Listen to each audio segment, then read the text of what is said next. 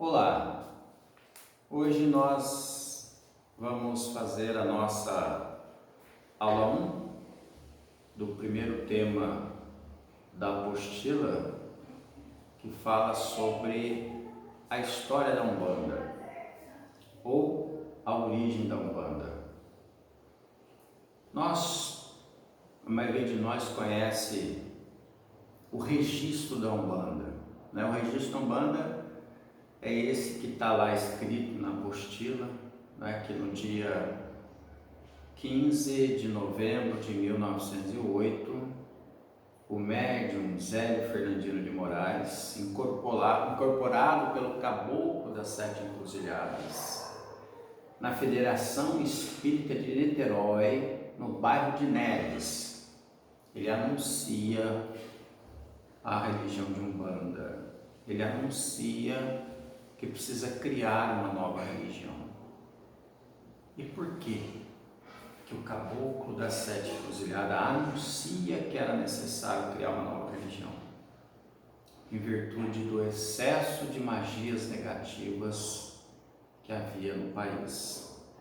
Em virtude desses espíritos chamados caboclos, pretos velhos, boiadeiros, baianos, marinheiros, não terem uma aceitação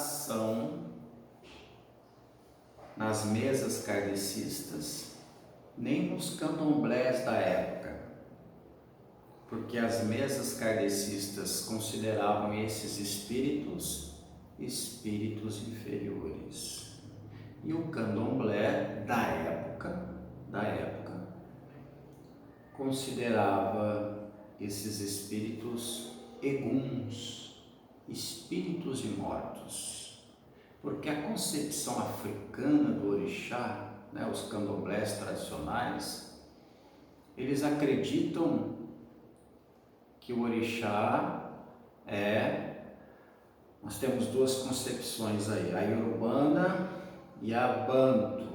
O Banto acredita que o orixá é um elemental, é um ser divino elemental, um ser da natureza, ou seja, nunca incorporou e nunca irá incorporar. Já os espíritos de preto velho, caboclo, são espíritos que já incorporaram. Nesse sentido, diziam eles, é um egum. Todo aquele que já reencarnou na Terra é um egum. Logo, eu não quero egum dentro do meu terreiro de candomblé, dentro do meu ilê.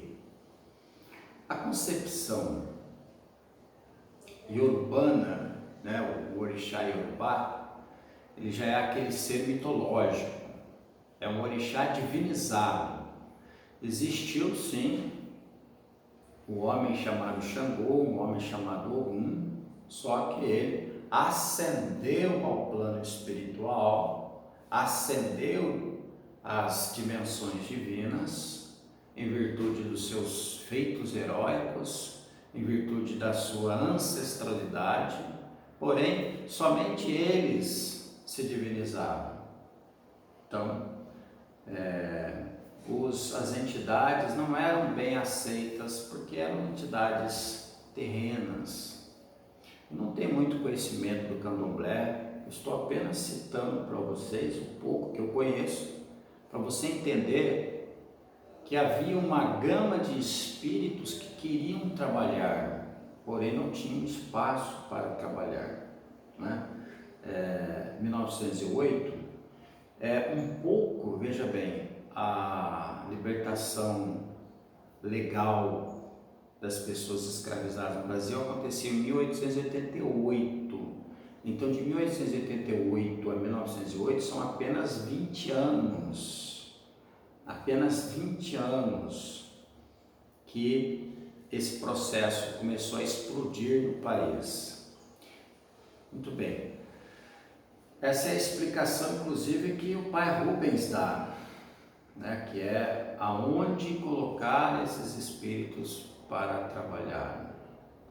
Agora, nós não podemos esquecer a dimensão histórica da Umbanda.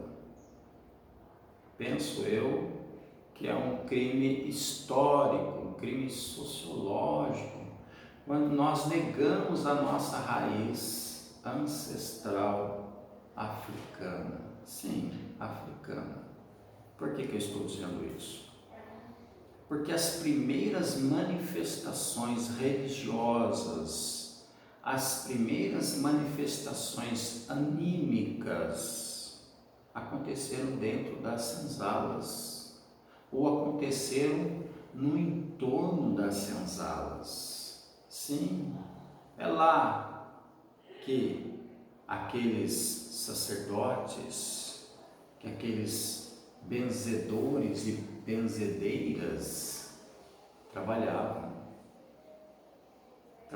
até porque os senhores de engenho não dispensavam médico aos negros africanos escravizados, não dispensavam médicos, eles tinham que se virar. Então o médico na senzala que cuidava dos negros era o sacerdote, era o médium desenvolvido, era o negro mais velho, o ancião, que tinha conhecimento das ervas, que tinha conhecimento medicinal das ervas, que sabia utilizar as ervas para curas materiais e espirituais, que sabia do poder do fumo, do poder do cachimbo, do poder do fogo, do poder da vela, que sabia os mantras sagrados, que sabia louvar os orixás, que sabia invocar os orixás, que sabia invocar a espiritualidade ancestral africana para curar os seus irmãos, para curar os seus filhos. Neste sentido, dizer que a Umbanda nasce em 1908 é negar toda essa história. Nós não temos a data do nascimento, do surgimento da Umbanda. Nós temos sim a data do registro oficial em cartório.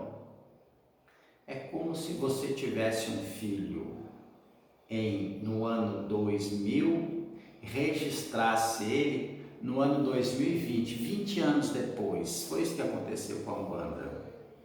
Ela já existia em todo o país. Ela não começa em 1908, ela não nasce em 1908, não. Ela já tinha no Brasil todo. Ela estava em todas as senzalas, em todas as fazendas, sim. A gente coloca aí a data de 1525, por quê? Porque 1525 é uma data que, historicamente falando, vem os primeiros navios negreiros, os primeiros navios que iniciam o processo de escravização de pessoas, de tráfico de pessoas.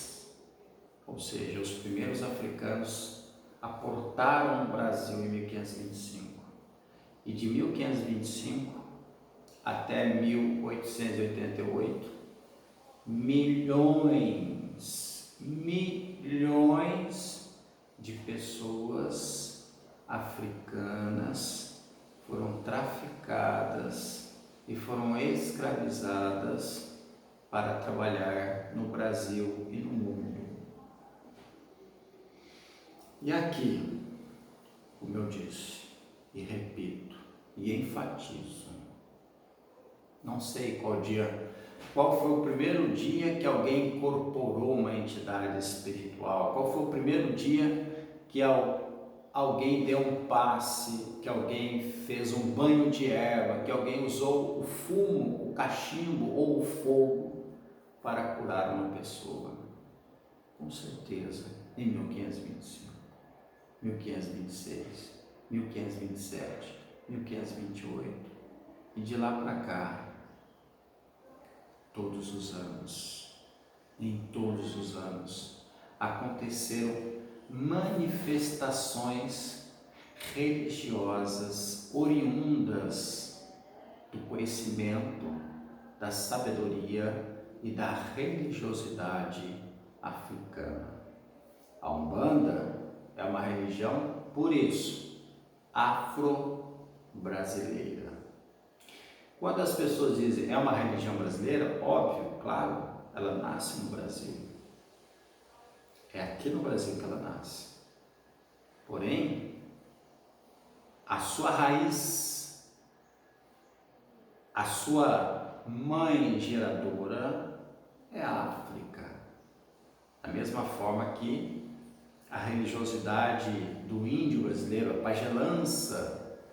pagelança que une-se à religiosidade africana, e aí você cobre com o manto do catolicismo.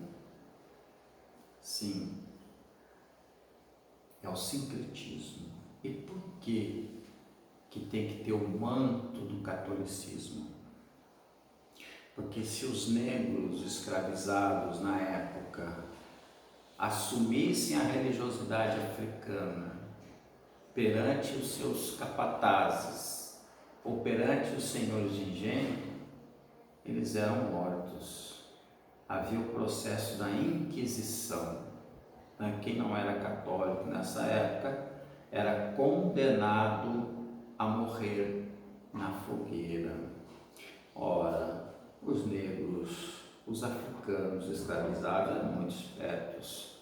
Eles não queriam morrer na fogueira, não. Por isso, o que eles fizeram? Eles disfarçaram a sua religião. Eles disfarçaram as suas manifestações religiosas. Eles disfarçaram o seu culto. É por isso que nascem os pontos. Oxóssi é meu São Sebastião, Oxóssi é cavaleiro do sertão. Então veja bem, Oxóssi é meu São Sebastião. Em verdade, Oxóssi nunca foi São Sebastião. Nunca foi e nunca será. Oxóssi é um orixá. É a manifestação do poder de Deus sobre nós. É o trono do conhecimento. E São Sebastião foi um soldado romano, um guerreiro, um cristão que defendeu a sua fé até a morte, que defendeu Cristo até a morte. Porém, o que um tem a ver com o outro? Aí entra a sabedoria africana, aí entra a sabedoria dos africanos escravizados no Brasil. Para ele, a concepção de Oxóssi se parecia com o pensamento de São Sebastião. Se parecia com que a forma com que os brasileiros devotavam São Sebastião. Então, ele disse: para o senhor de engenho branco, eu vou dizer que Oxóssi é São Sebastião. Da mesma forma que para o senhor branco, para o capataz, para todos os brancos, eu vou dizer que o orixá Ogum é São Jorge, porque as características do orixá Ogum se parecem com o santo guerreiro chamado Jorge. Então, nessa relação, ele entende que se eu disser que Ogum é São Jorge, ele não vai me processar, não vai me mandar para a fogueira, não vai me mandar para a Inquisição. E é assim que a Umbanda surge, que a Umbanda nasce. Ou seja, a religião do negro africano, junto com a religião do índio brasileiro, elas se mesclam e eu vou adaptar essas duas religiões dentro do catolicismo. Por quê? Porque eu preciso sobreviver. Se eu manifestar que eu venero os orixás, que eu amo os orixás, que eu cultuo os orixás africanos, eu vou ser morto. Então, eu vou adaptar esta religiosidade, a minha religiosidade que eu trouxe da África, eu vou adaptar ela ao catolicismo, aos cantos, às orações, às imagens católicas. E assim eu vou poder manifestar a minha religiosidade, eu vou poder ajudar as pessoas, eu vou poder ajudar os meus irmãos negros, africanos, escravizados dentro da senzala. Eu vou poder ajudar os meus irmãos índios, que também por alguns períodos foram escravizados, por algum período foram presos em algumas fazendas. Então eu usava a minha religiosidade para poder levar também tratamento espiritual e cura a esses índios. É por isso que, de acordo com a região, a Umbanda tinha nome diferente. Você tinha o tambor de Minas, você tinha o Xangô, você tinha a Macumba no Rio de Janeiro, você tinha a Jurema no Nordeste. Haviam vários nomes diferentes para se referenciar a Umbanda.